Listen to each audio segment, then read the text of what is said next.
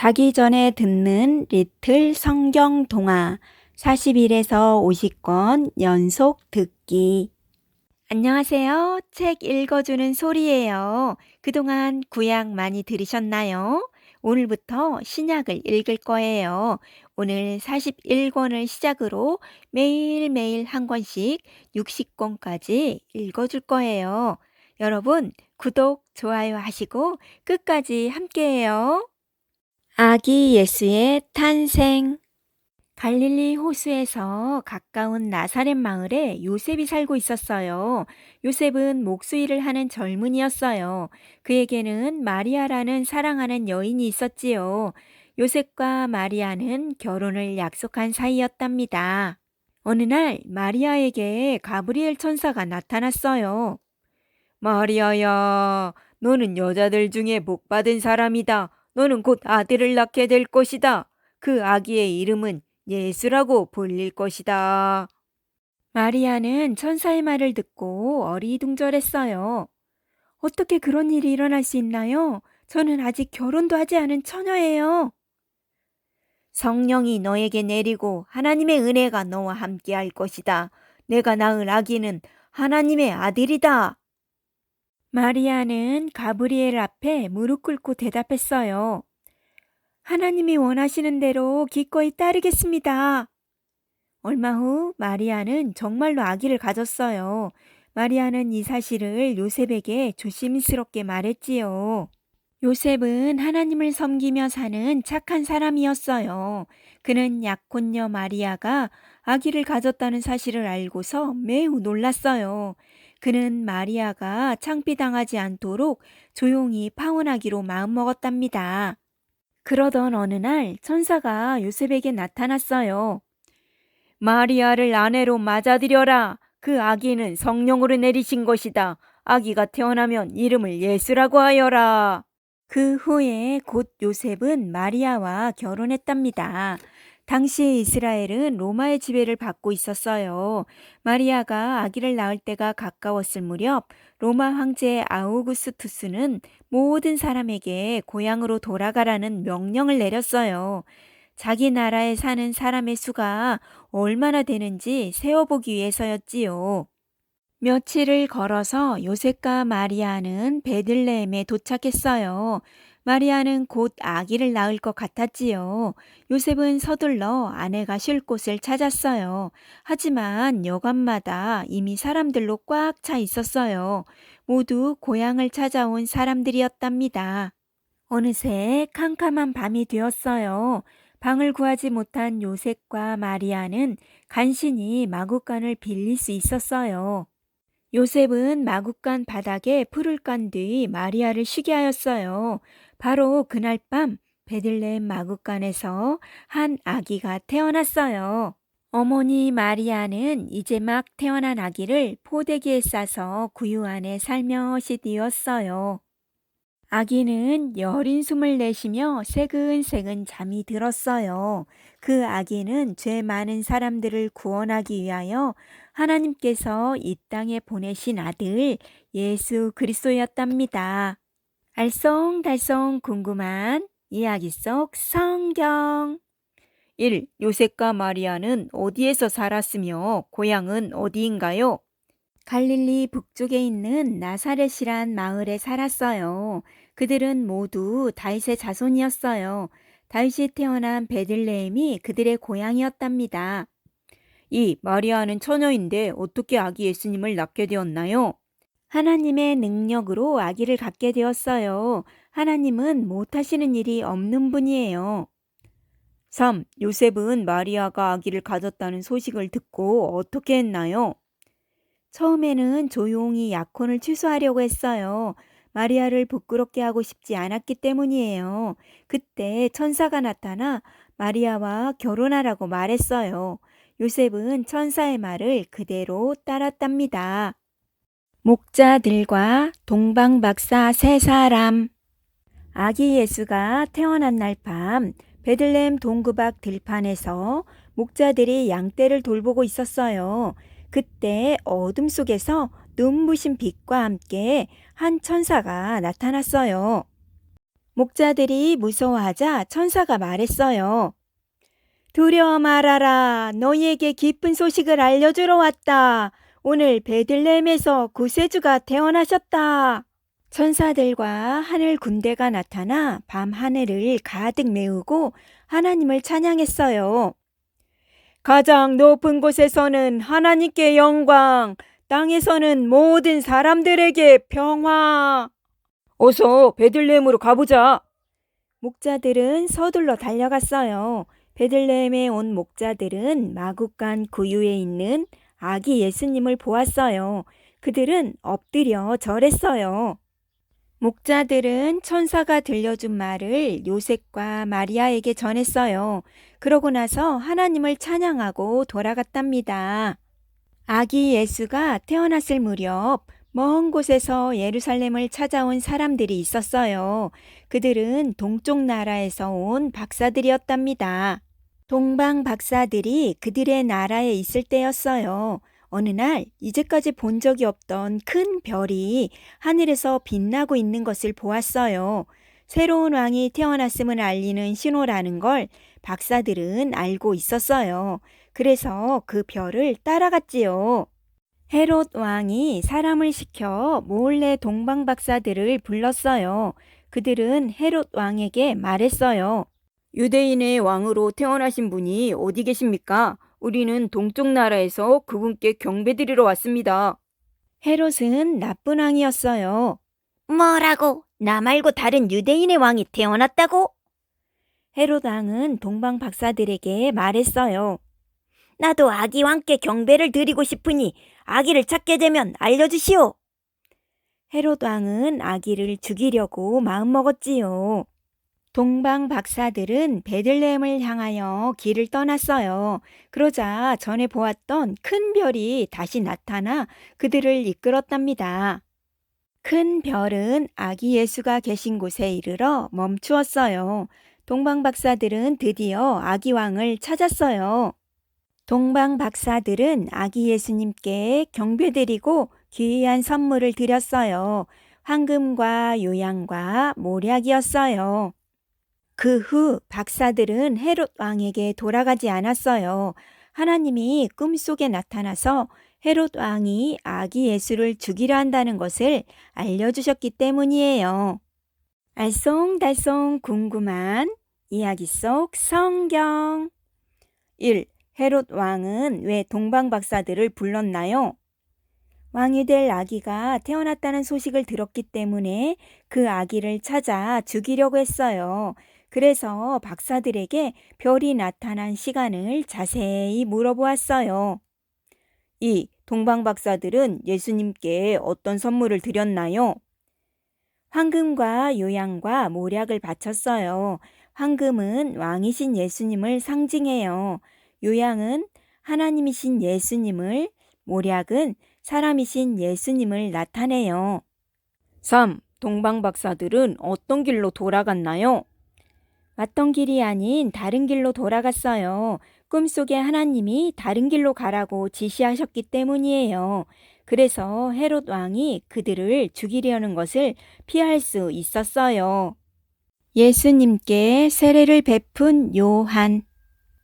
유대 땅에 사가랴라는 사람이 살고 있었어요. 사가랴는 예루살렘 성전에서 하나님께 제사를 드리는 제사장이었어요.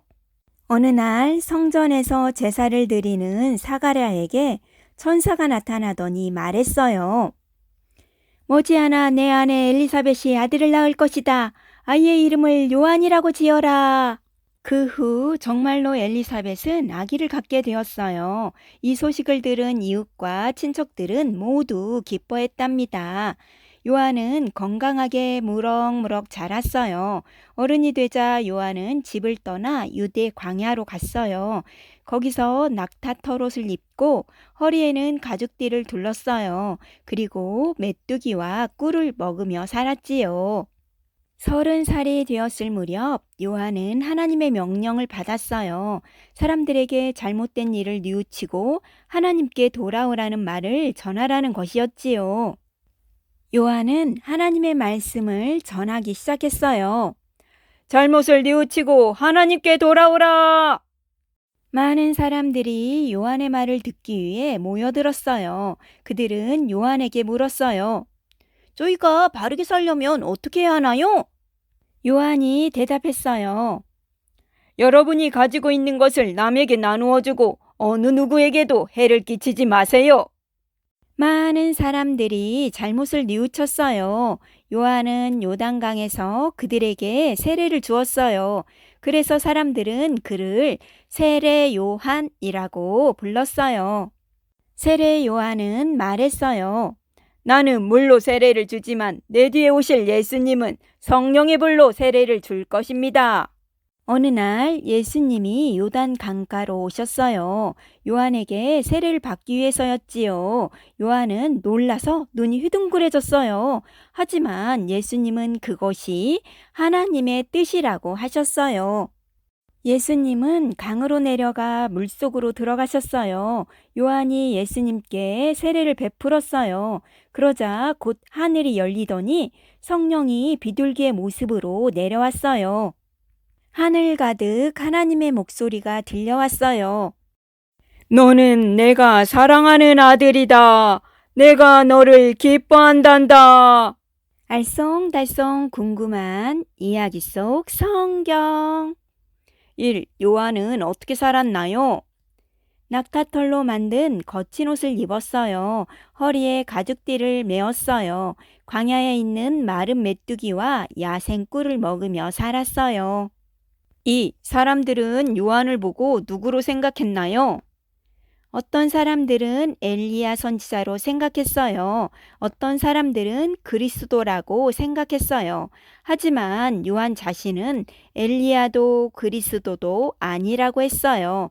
다만 그리스도의 앞길을 준비하기 위해 왔다고 말했어요. 3. 요한이 사람들에게 외친 말은 무엇인가요? 진심으로 죄를 뉘우치고 옳은 행동을 하라고 말했어요. 제자들을 부르신 예수님. 어느 날 예수님은 갈릴리 호숫가를 거닐고 있었어요.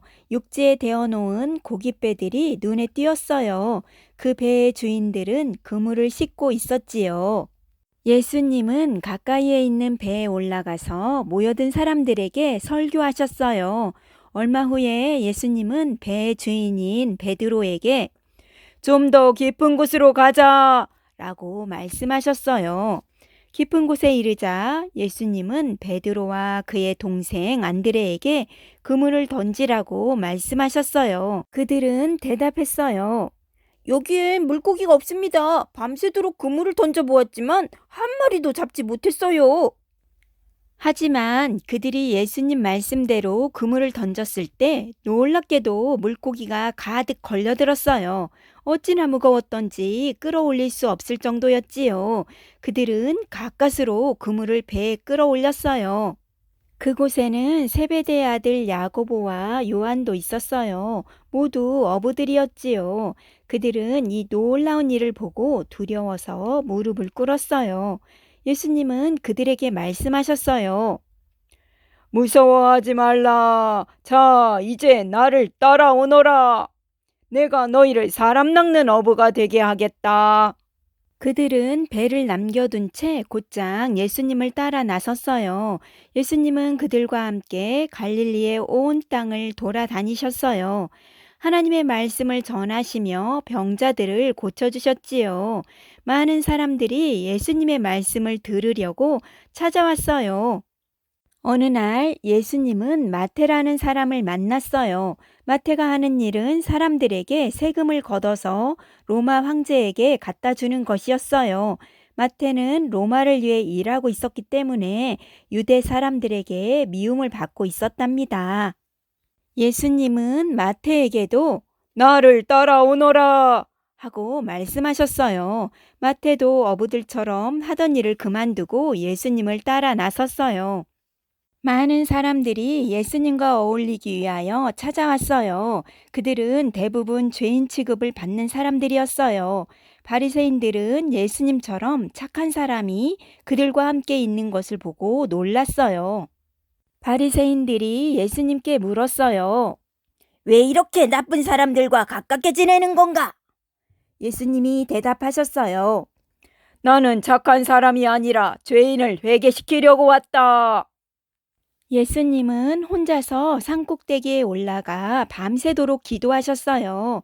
다음 날 예수님을 따르는 사람들을 불러서 몇몇 사람들을 뽑았어요. 그들은 빌립, 바돌로메, 도마, 어부 야고보와는 다른 야고보였어요. 다데오, 시몬, 유다도 뽑혔어요. 예수님을 따르는 사람은 이제 12명이 되었지요. 예수님은 그들을 제자라고 부르셨어요.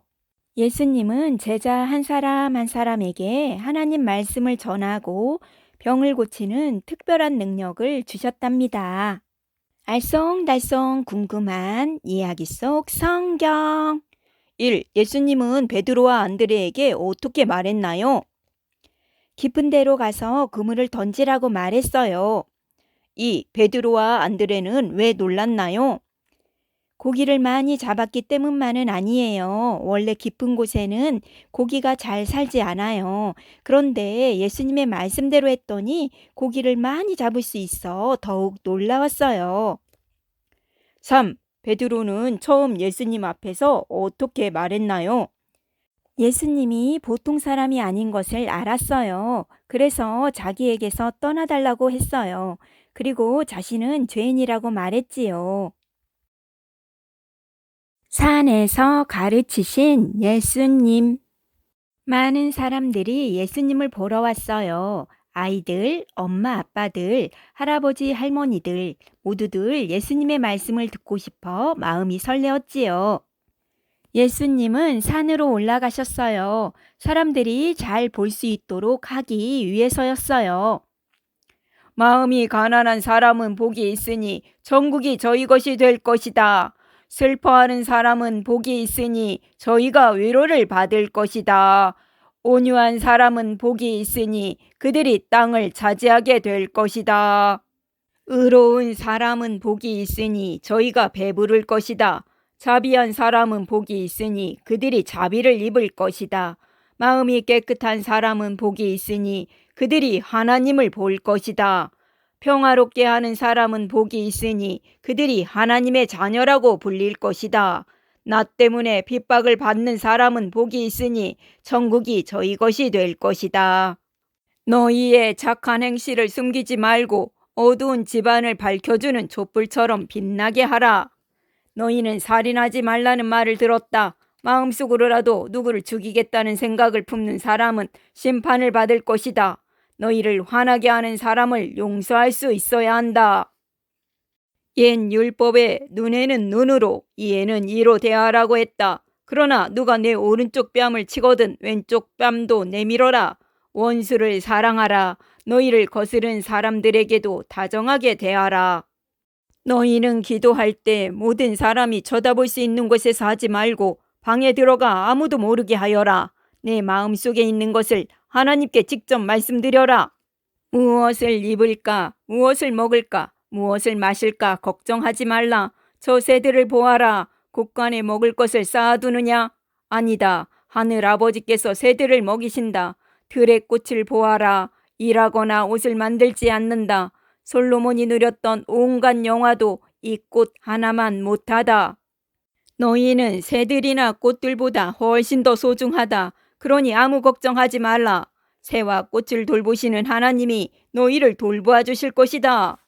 비판하지 말라. 너희가 남을 판단하는 그대로 판단을 받게 될 것이다. 구하라. 그러면 주실 것이다. 찾아라. 그러면 찾을 것이다. 거짓 예언자들을 피하고 양의 가죽을 쓴 늑대를 조심하여라. 내 말을 듣고 그대로 하는 사람은 반석 위에 집을 지은 지혜로운 사람과 같다. 그러나 내 말을 듣고서도 그대로 행하지 않는 사람은 모래 위에 집을 지은 어리석은 사람과 같다. 홍수가 날 때 반석 위에 지은 집은 그대로 서 있을 것이나 모래 위에 지은 집은 무너지고 말 것이다. 알쏭달쏭 궁금한 이야기 속 성경 1. 산상설교란 무엇인가요? 예수님이 산기슭에 모인 사람들에게 말씀을 가르쳤기 때문에 붙여진 이름이에요. 산상설교가 베풀어진 곳은 팔복산에 있는 팔복교회라고 짐작되고 있어요.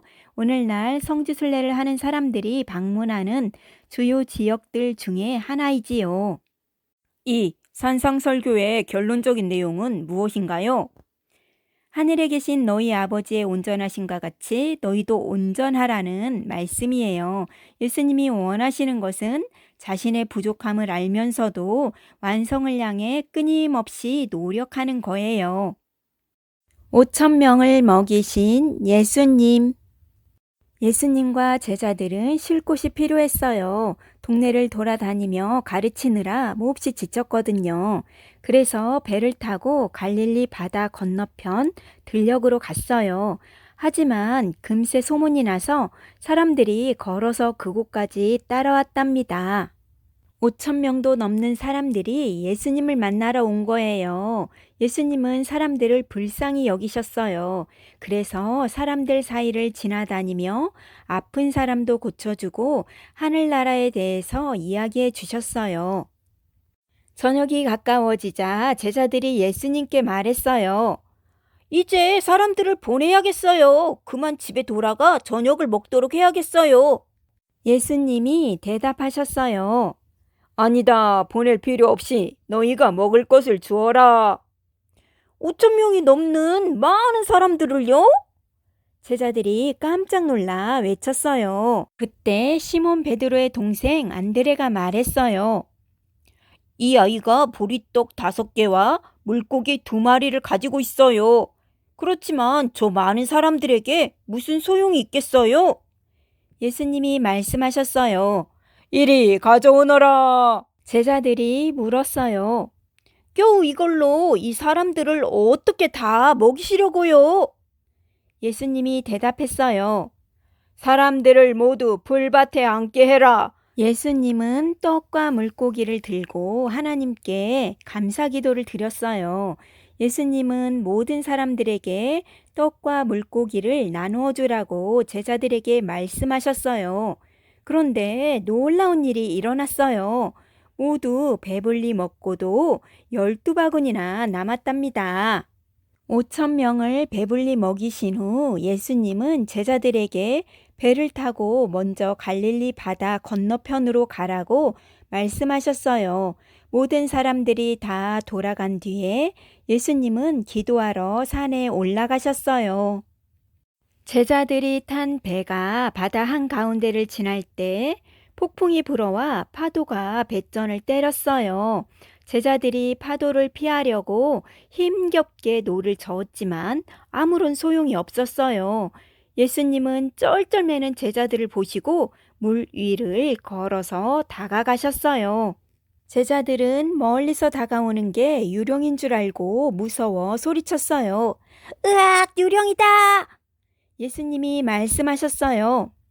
나다, 두려워하지 마라. 그러자 베드로가 말했어요. 정말 예수님이라면 저도 물 위를 걷게 해주세요. 이리로 오너라. 하고 예수님이 말씀하셨지요. 베드로는 배에서 내려 물 위로 몇 발자국 걸어갔어요. 하지만 거센 파도를 보자 그만 무서웠어요. 그 순간 베드로는 물에 빠져들기 시작했지요. 주님, 저를 살려주세요. 하고 소리를 질렀어요. 예수님이 손을 내밀어 베드로를 붙잡아 주셨어요. 그리고 꾸짖으셨어요. 왜 나를 믿지 못하느냐? 예수님이 배에 올라타자 폭풍이 멈추고 바다는 잔잔해졌어요. 주님은 정말 하나님의 아들이세요. 제자들이 절하며 말했어요. 알쏭달쏭 궁금한 이야기 속 성경. 1. 예수님이 5천 명을 먹이신 장소는 어디인가요? 갈릴리 호수에서 북동쪽에 있는 벳세다 들판이에요. 요단강 입구에서 약 3km 떨어진 곳으로 짐작돼요. 이곳에서 고대 교회의 모자이크가 발견되었어요. 이 갈릴리 호수에 갑자기 폭풍우가 일어나는 이유는 무엇인가요? 갈릴리 호수는 해수면보다 약 213m 낮아요. 북쪽에는 2800m 높이의 헤르몬 산이 있어요. 헤르몬 산의 차가운 공기와 갈릴리 호수의 따뜻한 공기가 만날 때 갑작스러운 폭풍이 자주 생겨요. 착한 사마리아 사람. 어느 날 하나님의 율법을 잘 아는 한 율법 선생이 예수님을 떠보기 위해 이렇게 물었어요. 제가 어떻게 해야 영생을 얻을 수 있나요? 예수님이 되물으셨어요. 율법에서는 어떻게 하라고 하였느냐? 내 마음을 다하여 하나님을 사랑하라. 또 내 이웃을 내 몸처럼 사랑하라고 하였어요. 율법 선생이 대답했어요. 예수님이 말씀하셨어요. 그 말이 옳다. 그렇게 해라. 자기가 대답을 잘했다고 생각한 율법 선생이 한 가지를 더 물었어요. 그러면 누가 제 이웃인가요? 예수님은 대답 대신에 이야기를 들려주셨어요. 어떤 사람이 예루살렘에서 여리고로 가고 있었다. 그런데 도중에 강도를 만나 가진 것을 모두 빼앗기고 상처투성이가 되어 길가에 버려졌어. 그 사람은 도움이 필요했지. 얼마 안 있어 제사장이 그 길을 지나다가 그를 보았지만 그냥 지나쳐버렸어. 얼마 후 성전 일을 돕는 레위 사람이 그곳을 지나갔어. 그 사람도 쓰러진 사람을 힐끗 쳐다보기만 하고 길 저편으로 지나쳐갔지. 세 번째로 그 길을 지나간 사람은 사마리아 사람이었어. 그는 피투성이가 되어 있는 사람을 보고 불쌍히 여겨 상처를 싸매주었지. 그러고는 나귀에 태운 다음 가까운 여관으로 데리고 갔어. 사마리아 사람은 그를 밤새워 돌보아 주었단다. 다음 날 아침 사마리아 사람은 여관 주인에게 돈을 주면서 말했지. 만약 돈이 더 들면 다음번 지나는 길에 갚을 테니 이 사람을 잘 돌봐주시오. 이야기를 마치자 예수님이 물으셨어요. 자, 이 세 사람 가운데 누가 강도 만난 사람의 참된 이웃이냐? 율법 선생이 대답했어요. 다친 사람을 잘 돌봐주었던 사마리아 사람입니다. 예수님이 말씀하셨어요. 그렇다. 너도 착한 사마리아 사람처럼 어려움을 당한 사람을 돌보아주고 좋은 이웃이 되어라. 사람들은 예수님의 말씀에 큰 감동을 받았어요. 자기들도 착한 사마리아 사람처럼 좋은 이웃이 되어야겠다고 생각했지요. 예수님은 가난하고 불쌍한 사람, 따돌림 받는 사람들을 따뜻하게 맞아주셨어요. 그들의 이야기를 들어주시고 식사도 함께 하셨지요. 예수님은 그런 사람들에게도 친구가 되어 주셨답니다. 알쏭달쏭 궁금한 이야기 속 성경 1. 모세의 율법을 간추려 말해보세요. 창세기, 출애굽기, 레위기, 민수기, 신명기를 모세 율법이라고 해요. 하나님 사랑, 이웃 사랑으로 간추릴 수 있어요. 2. 사마리아 사람들은 왜 멸시를 당했나요? 기원전 722년경에 아시리아 군대가 사마리아 성을 무너뜨리고 많은 사람들을 포로로 잡아갔어요. 그 후 아시리아인은 사마리아의 다른 많은 민족들을 데려와 함께 살게 했어요. 사마리아 사람들은 다른 민족들과 결혼을 했지요. 그래서 다른 유대인들로부터 멸시를 당하게 되었던 거예요. 잃어버린 양과 방탕한 아들. 많은 사람들이 예수님의 말씀을 들으려고 몰려들었어요. 그들 가운데는 가난한 사람, 손가락질 받는 사람, 죄 지은 사람이 있었어요. 어떤 사람들은 예수님이 죄인들과 어울린다고 수군거렸어요. 예수님은 이야기 하나를 들려주셨지요. 어떤 착한 목자가 100마리의 양떼를 기르고 있었단다. 그런데 그중 한 마리가 없어진 걸 알았지. 목자는 나머지 양 99마리를 놔두고 잃어버린 양을 찾아 산비탈을 헤맸어. 마침내 잃어버린 양을 찾자 목자는 기뻐서 양을 어깨에 메고 집으로 돌아왔어. 우리 안에 안전하게 있는 나머지 양보다 잃어버린 양 한 마리가 다시 돌아오게 된 것이 훨씬 더 기뻤던 거지. 목자는 친구들을 불러 모아서 이렇게 말했어. 다 함께 축하해주게나. 잃어버렸던 내 양을 찾았다네. 예수님은 이야기 속에 담긴 뜻도 말씀해 주셨어요. 목자가 자기 양들을 사랑하는 것처럼 하나님도 사람들을 사랑하신다. 아무리 사람들의 손가락질을 당하는 사람이라도 소중하게 여기는 것이 하나님의 마음이란다. 예수님은 또 다른 이야기를 들려주셨어요. 어떤 부자 농부에게 두 아들이 있었어. 어느 날 작은 아들이 아버지에게 말했지. 아버지, 나중에 제 몫으로 주실 재산을 지금 미리 나눠주세요.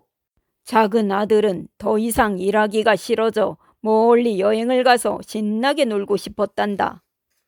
돈을 받아낸 작은 아들은 짐을 꾸려 집을 떠나 먼 나라로 갔단다. 멋진 세상을 빨리 구경하고 싶어 안달이 났지. 작은 아들은 왕자처럼 살면서 값비싼 옷과 보석을 척척 사고 온갖 맛 좋은 음식을 먹었지. 밤마다 친구들을 불러 비싼 포도주를 마시며 함께 춤을 추었어. 마침내 가지고 있던 돈이 바닥나고 말았단다. 돈이 떨어지자 친구들은 하나둘 떠나버렸어. 작은 아들은 도와달라고 했지만 모두들 모른 척했지. 심지어 돼지가 먹는 꿀꿀이죽을 조금만 달라고 해도 주는 사람이 하나도 없었어. 그러자 작은 아들은 마음속으로 생각했어. 아버지 집에서는 일꾼들조차 잘 입고 잘 먹는데 나는 여기서 돈 한 푼 없이 굶고 있구나. 지금이라도 돌아가서 아버지께 용서를 빌어야겠다. 어쩌면 일꾼으로 삼아주실지도 몰라. 아버지는 작은 아들이 돌아오는 걸 먼 발치에서 보았어. 두 눈에 눈물이 가득 고인 아버지는 기뻐하며 달려나가 아들을 껴안고 입을 맞추었단다. 아들이 말했어. 아버지, 용서해 주세요. 잘못했어요. 아버지는 가장 좋은 옷을 가져다 입히라고 말했어. 그날 밤 그 집에선 잔치가 열렸지. 예수님은 이야기 속에 담긴 뜻을 말해주셨어요. 잃어버린 아들을 찾은 아버지가 기뻐하는 것처럼 하나님도 떠났던 자녀가 돌아오면 기뻐하신단다. 알쏭달쏭 궁금한 이야기 속 성경. 1. 잃어버린 양과 방탕한 아들 이야기는 우리에게 무엇을 알게 해주나요? 목자는 잃어버린 양 한 마리를 몹시 아꼈어요. 아버지는 집을 나간 방탕한 아들이 돌아오기만을 기다렸어요. 이것은 한 사람 한 사람이 하나님께 얼마나 소중한가를 보여주어요. 2. 방탕한 아들이 집을 나가자 아버지는 어떻게 했나요? 매일 그 아들을 걱정하고 그리워했어요. 아들이 돌아오기만을 간절히 바라며 하루도 대문을 잠그지 않고 기다렸어요. 3. 방탕한 아들이 돌아오자 아버지는 어떻게 했나요? 그 아들에게 제일 좋은 옷을 가져다 입혔어요. 손가락에 반지를 끼워주고 신발도 신겼어요. 살찐 송아지를 잡아 잔치를 열었어요. 부자와 나사로. 예수님은 하나님의 심판에 대한 이야기를 들려주셨어요. 옛날에 최고급 비단 옷을 입고 사는 부자가 있었어요. 그는 날마다 값비싼 음식과 포도주로 잔치를 벌였어요. 그런데 부자의 집 앞에는 나사로라는 불쌍한 거지가 있었어요. 나사로는 야유였고 온몸이 부스럼투성이었어요. 개들이 와서 그 부스럼을 핥곤 했지요. 나사로는 앉아있을 힘도 없어 부자의 집 대문 앞에 누웠어요. 몹시 배가 고팠지만 아무것도 먹지 못했거든요. 나사로는 부자의 식탁에서 떨어지는 부스러기라도 먹었으면 하고 바랐어요. 나사로는 하나님을 믿었지만 너무나 가난했기에 부자에게 무시당했어요. 부자는 하나님을 믿지 않고 오직 자기 자신만을 위해 호화롭게 살았지요. 나사로는 죽어서 천사들을 따라 하늘나라에 이르렀어요. 곧이어 부자도 죽었어요. 부자는 지옥에 떨어져서 고통을 겪었지요. 부자가 위를 쳐다보니 하늘나라에서 아브라함 품에 안겨 있는 나사로가 보였어요. 부자는 그의 조상 아브라함에게 소리쳤어요. 저 좀 도와주세요. 불꽃 속에서 온몸이 다 들어가고 있어요. 제발 나사로를 제게 보내주셔서 그 손가락에 물을 찍어 혀를 죽여주세요. 아브라함이 대답했어요. 안 된다. 나사로는 너에게 갈 수 없단다. 너는 세상에서 내 자신만을 위해 온갖 부귀를 누리며 살았어. 이제 나사로는 행복을 누리며 살고 너는 벌을 받는 것이 마땅해. 부자가 말했어요. 그렇다면 나사로를 땅에 보내서 5 형제들에게 미리 알려주세요. 죽었던 사람이 살아나서 하는 말이면 제 형제들도 믿을 거예요. 아브라함이 대답했어요. 그들에게는 그들을 인도할 모세와 선지자의 말이 있다. 그들이 선지자의 말을 듣지 않는다면 죽은 사람이 다시 살아나도 듣지 않을 것이다. 부자는 살아있을 때 거지 나사로를 도와주지 않았어요. 이웃을 사랑할 줄 몰랐던 거예요. 하나님은 우리에게 이웃을 사랑하라고 말씀하셔요. 이 부자처럼 이웃을 사랑할 줄 모르는 사람은 결코 하나님의 백성이 될 수 없어요. 알쏭달쏭 궁금한 이야기 속 성경. 1. 성경은 재물에 대하여 어떻게 가르치고 있나요? 재물은 하나님이 주신 거예요. 그러므로 사람은 재물을 좋은 일에 써야 해요. 하나님보다 재물을 더 좋아하는 것을 경계해야 해요. 재물과 하나님을 동시에 섬길 수 없기 때문이에요. 2. 성경은 지옥에 대하여 어떻게 말하고 있나요? 지옥은 죄를 뉘우치지 않는 자들이 벌을 받는 장소예요. 육체적인 죽음이 끝이 아님을 말해줘요. 꺼지지 않는 불이 있어 큰 고통을 주지요. 마지막 심판 때 모든 사람은 천국과 지옥 중 하나로 떨어져요. 어린이를 사랑하시는 예수님. 예수님의 12 제자들이 서로 다투었어요. 그들은 하나님께서 자기를 더 소중하게 여기신다고 우겼어요. 예수님이 다투는 소리를 듣고 제자들을 불러서 무슨 일인지 물으셨어요. 하지만 제자들은 아무 말도 하지 못했어요. 자기들이 한 말이 부끄러웠거든요. 그때 예수님이 제자들에게 말씀하셨어요. 하나님 앞에서 첫째가 되고 싶은 사람은 겸손해야 한다. 자신보다 남을 먼저 생각하고 도와주어야 한다. 예수님은 한 어린아이를 데려다가 제자들 가운데 세우시고 말씀하셨어요. 어린아이와 같이 되지 않으면 결코 하늘나라에 들어가지 못할 것이다. 어린아이처럼 자기를 낮추는 사람이 하늘나라에서 첫째 되는 사람이란다. 또 예수님은 어린아이에게 친절하게 대하고 잘 도와주는 것이 바로 예수님에게 해주는 것이라고 말씀하셨어요. 반대로 어린아이를 괴롭히는 사람은 하나님께서 심판하실 것이라고 말씀하셨어요. 예수님은 어린이들을 소중하게 여기셨어요. 하나님이 좋아하시고 사랑하시는 사람은 어린아이처럼 자기를 낮추고 다른 사람을 잘 섬기는 사람이에요. 어느 날 부모들이 자기 아이들을 데리고 예수님께 나왔어요. 예수님이 아이들에게 복을 주시고 기도해 주시기를 바랐기 때문이에요. 그때 제자들이 부모와 아이들을 가로막아 예수님께 가지 못하도록 밀쳐냈어요. 예수님이 너무 바쁘고 힘드시니 아이들을 데려와 귀찮게 하지 마세요. 예수님은 제자들을 꾸짖으셨어요. 어린아이들이 내게 오는 것을 막지 말아라. 어린아이처럼 하나님을 기쁘게 믿는 사람들이 하늘나라에 들어갈 수 있단다. 예수님은 어린아이들을 무릎에 앉히시고 그들의 머리에 손을 얹고 기도해 주셨어요. 예수님은 어린아이들이 건강하고 하나님의 말씀을 잘 지켜서 어려운 사람들을 도와주는 사람이 되도록 언제나 기도해 주셔요. 알쏭달쏭 궁금한 이야기 속 성경. 1. 어린아이들의 마음은 어떠한가요? 어린아이들의 마음은 부드러워요. 그래서 예수님의 말씀을 잘 받아들여요.